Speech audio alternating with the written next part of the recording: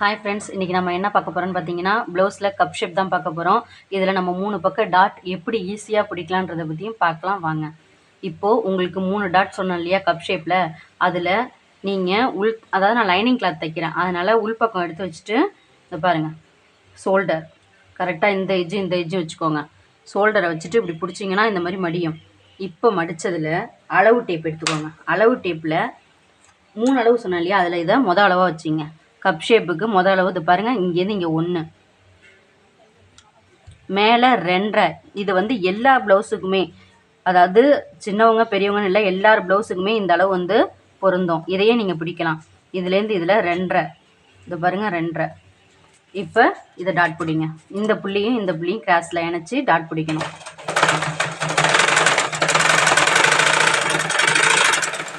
முடிஞ்சிருச்சு. இது டாட்டு. 2வது டாட் இப்போ பாருங்கள், இப்படி எடுத்துருங்க.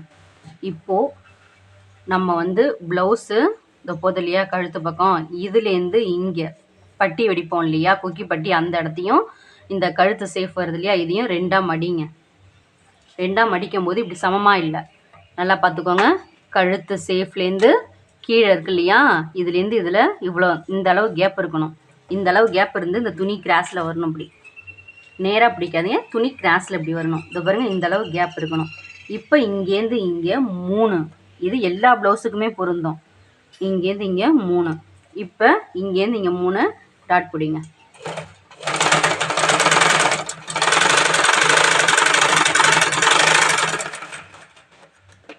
அடுத்தது இப்போ 1 2, 2வது டாட் நம்ம பிடிச்சிட்டோம். இப்போ 3வது டாட் ரொம்ப ஈஸி, நல்லா பாருங்கள். இதையும் ஒன்றாக்குங்க. அப்படி ஒன்றாக்கிட்டிங்கன்னா 3வது அளவு தானாகவே வரும். இப்படி மேலே எடுத்திங்கன்னா இதான் 3வது அளவு. இப்போ இதை அப்படியே மடித்து அழகாக வச்சுட்டு, லைனிங் கிளாத்துன்றதுனால கரெக்டாக இந்த துணி படிக்கிற மாதிரி பிடிச்சிக்கோங்க.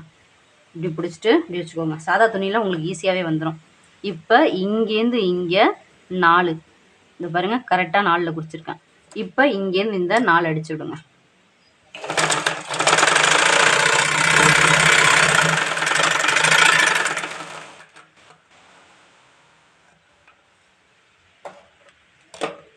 இப்போ 3 அளவு 1 2 3 அளவையும் பிடிச்சிட்டோம். இப்போ பரட்டிட்டு இப்படி எடுத்து விடுங்க. இதுதான் கப் ஷேப் அளவு. இப்போ அதே மாதிரியே நம்ம அந்தாண்ட பக்கத்தையும் எடுத்து வச்சுக்க வேண்டியதுதான். இந்த பக்கமும் டாட்டு, இந்த பக்கமும் டாட் பிடிச்சி முடிச்சிட்டோம். இப்போ நம்ம அவ்வளோதான். கப் ஷேப் ரொம்ப ஈஸியானது தான். இதை எல்லோரும் ஈஸியாக தெரிஞ்சுக்கலாம்.